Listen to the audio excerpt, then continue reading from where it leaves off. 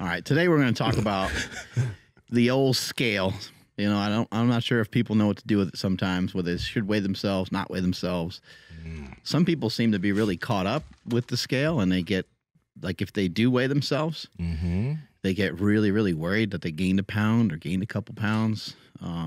Some people are obsessed with losing weight, and so they weigh themselves a lot, and they are always trying to lose weight, lose weight, lose weight. That can sometimes end up and develop into an unhealthy relationship. But there's a couple things from a more positive perspective about the scale that I really like. And you have multiple measures. Like, you don't just use just the scale. Use the scale, use the mirror. If you're getting compliments from people, especially people that are close to you, then you know that you're heading in the right direction. Yeah. If you haven't had a compliment in a long time, it doesn't necessarily mean you're not heading in the right direction, but the changes might be a lot slower. And that's okay too sometimes. Kind of depending on how far away you are from your goal.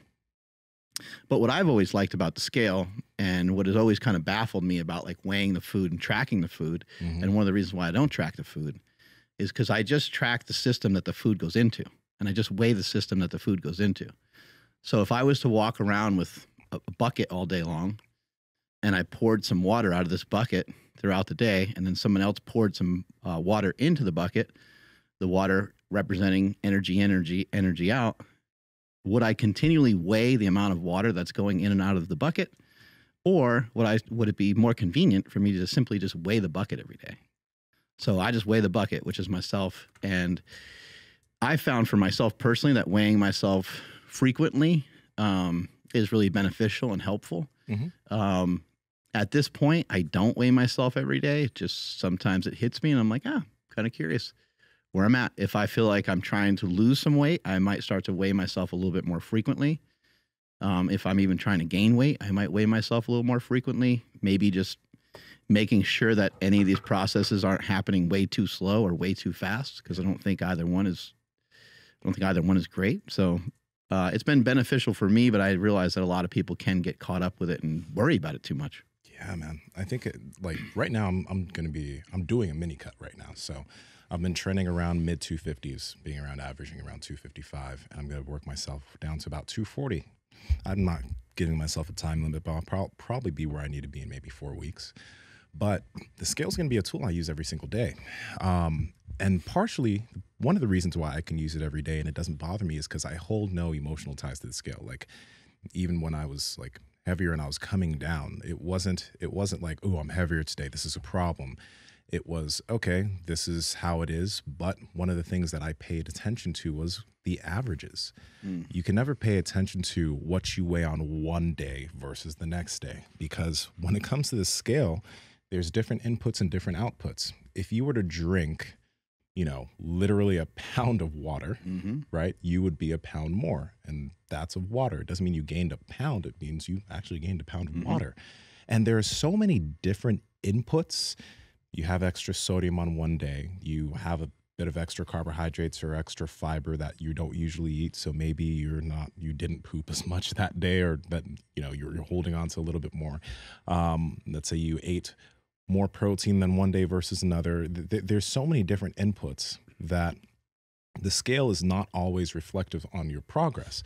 But along with all the different inputs that you can have, there's also a bunch of different outputs. For example, on certain days, I go to jujitsu and I sweat a ton.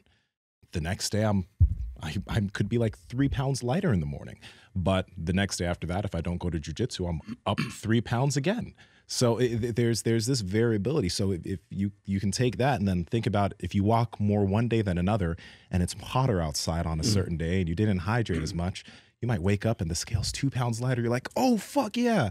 And then let's say that you walked this day, but maybe you walked inside and you weren't sweating as much since you were on the treadmill, and you drank a bit more water, and then the next day you're up half a pound. And you're like, fuck, right? But it's literally, that's why I don't care about what it looks like day to day, but I look at the average of each 7-day period, and that'll give me an idea of, okay, what's really going on here. I've always liked to lose weight in like a bracket. So like right now I weigh like 235, and if I'm going to try to come down, then I want to start to weigh in between 230 and 235 being the high end.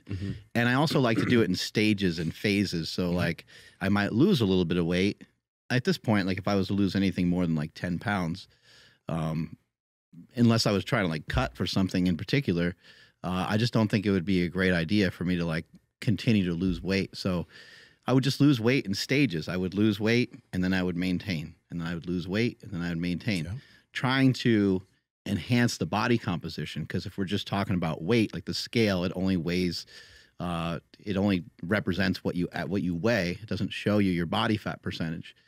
And so I wouldn't want to just keep withering away, losing weight, potentially losing strength, and so forth. So I always like to do it in phases. And when you do it that way and you take your time with it, it just feels like a lot more manageable. Now, I recognize for people that are really heavy, that might be hard because they need to keep that momentum going, and they need to like really stay strict and tight to the plan until they get used to it enough to where it's part of their intertwined with their regular habits. But for myself, that's what's worked really well, is to lose weight in stages all the way from 330. And every time I lost maybe about 20 pounds or so, I would say goodbye to the next, that higher bracket.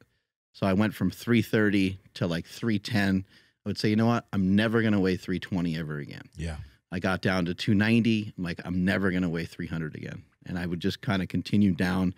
And you do have to give yourself kind of a lot more slack than you would think. Maybe for guys, maybe you got 10 to 20 pounds of slack that you can kind of go one way or the other. The heavier you are, that's a big deal. Yeah, and for females that are smaller, normally it might be a little different. And then in terms of the fluctuation of the water weight, it might be about 5 pounds if it's a smaller person or if it's a female. And it might be more like 10 pounds for a bigger dude. Fat Project family, how's it going? Now, we have had so many different guests that have come onto our podcast, and we've talked about meat a lot. And the one thing that everybody that tries Piedmontese says is that it is some of the most tender steak they have ever had. I think actually Sean Baker came on and talked about the lack of connective tissue in the cattle. Yeah, he broke it down scientifically, but he did. That's the reason why when you, whatever cut you get, whether it's a ribeye, whether it's a flat iron, whether it's a bavette, no matter when you cut into that steak after it's cooked, you're not getting any of that chewiness, that gristle that you have to spit out because you can't actually chew it. Piedmontese is super tender. They have great cuts that are low fat, high fat for whatever diet you're doing. They're just an overall amazing beef company. Andrew, how can they get it? Yep, that's over at Piedmontese.com. That's Piedmontese.com. At checkout, enter promo code POWER for 25% off your order. And if your order is $150 or more, you get free 2-day shipping. Again, Piedmontese.com, promo code POWER. Links to them down in the description as well as the podcast show notes. And let's not even forget, for the women, when you're on your period, there's going to be massive fluctuation in terms of the amount of water you hold during that period of time. It's like usually a few days before, there's a little bit more water holding. And that's like why when I was working with people, and I was working with women specifically, on the tracking sheet, I'd have them write down, when's your period start? Because I can see, like, you can then actually look at what the weight looks like when she was on her period here versus when she was on her period last month, and look at the trend there. But the trend is going to be offset for that period of time. And typically it'll be a little bit more. And then right after, it's usually like this, the weight drops right back down to where it should be. But there's you know, what I'm going to do, and I actually shared it with the Discord group already. So if you were in the Discord group, and the descriptions down below, Discord had it first, but I shared with the people in the Discord a tracking sheet that they could use in case they wanted to just track their weight and track different things, so that they could pay attention to their averages. Now, we're going to have that in the description box here. You can download it and use it for yourself. But you can, there are also apps, like if you want to use it, MyFitnessPal and other apps. And I think even the iPhone app has an area for you to put in your weight, and it might actually give you your 7-day averages. So if you're not someone who wants to go into a computer and write it all down, you can do that there. But one of the things that I want you guys to pay attention to, especially as you maybe start paying attention to your averages, is what Mark mentioned right there was really dope about bracketing, but you don't want to get too fixated even on your averages. What happens when you start tracking things is there's this level of fixation. Okay, we stop worrying about the scale weight day to day, but now we're worried about the scale weight week to week. And then when the scale weight week to week doesn't average less than the week before, it's like, oh God, I'm not making progress. No, that's not the point of it. If, like, let's say you're the same right now, or you're 0.5 pounds heavier on average than you were the week before, don't tie emotion to it. One of the big things that we got to do here to be able to make long-term progress is trying not to tie deep emotions to potential failure. Okay. I don't think it's actual failure if you're a little bit heavier on average, but a lot of people, they'll look at that and be like, what I'm doing isn't working. And then maybe that's the last fucking straw. And then they quit because they saw a slightly higher average and they're like, this isn't working for me. This diet thing doesn't work. No, it's a win that you're paying attention to these things.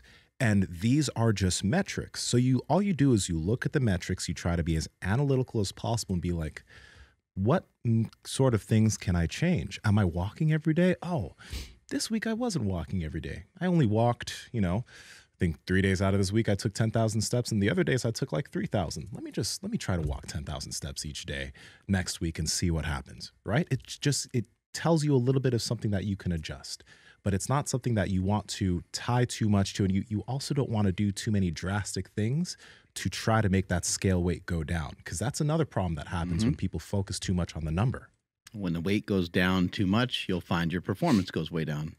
And we've seen it time and time again with females that we interviewed on the podcast, female CrossFit athletes especially, and with a lot of male athletes as well. But it's more prominent with the females because I think they may have had previously this attachment to like wanting to be skinny, which, by the way, no one cares. No one wants you to be skinny. So hopefully we detach ourselves from that as much as we can. We want people to be fit. Everybody wants to be in shape. That's totally understandable. But to be skinny is kind of like a whole different animal. But what I've recognized is that your output is something that is very, very much undersold. The output that you have in the gym.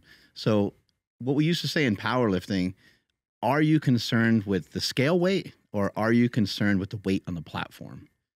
Like people would be like, oh man, I got to make the 181s, because and it's like, you're going to lift like shit anyway. Like I hate, I hate to like, talk shit on people that are new, because it's great that they're doing the sport, but like, you're not going to set the world on fire anyhow with this first meet. It's just it's your first go of it.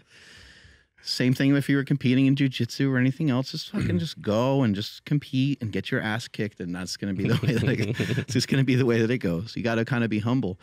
But I think that even outside of the powerlifting realm, people are so fixated on the scale weight. They're so fixated on being skinny, and then they don't have any performance output. And it's like, you can't lift anything. You're having a really hard time. And I'm not talking about like being able to squat like 900 pounds or anything like that. I just mean for yourself. Like if you normally can pick up 275 on a deadlift for a couple reps, and now this new diet that you're on has you feeble with 225, well, we ran into an issue, because how are we gonna maintain and sustain that? Like that doesn't sound like a great plan. It's gonna sounds to me like you're gonna have a really hard time following through on all the steps that you're supposed to take walking wise. It sounds like you're gonna put yourself into a hole in terms of being able to gain muscle mass, because we need like a certain amount of resistance, right? So you don't want these diets to turn you into, I think Dan Green put it really well when he said this, there's no skinny champions. You don't want to be like skinny and frail. Now you could make an argument, maybe a triathlete or a cyclist or some of these guys get really, really skinny, right? For some of this stuff. But like we want tremendous output. We want to be able to like fucking throw down. Jason Khalipa comes through the door and he wants to do some crazy ass workout. It's like, it would be great just to be able to dive right into that. Or anybody else that comes your way. You should be able to adapt and be able to jump into the workouts. Maybe it's scaled a little different for you versus some other people, but that's always going to happen in that fashion. But your diet should not kill your output.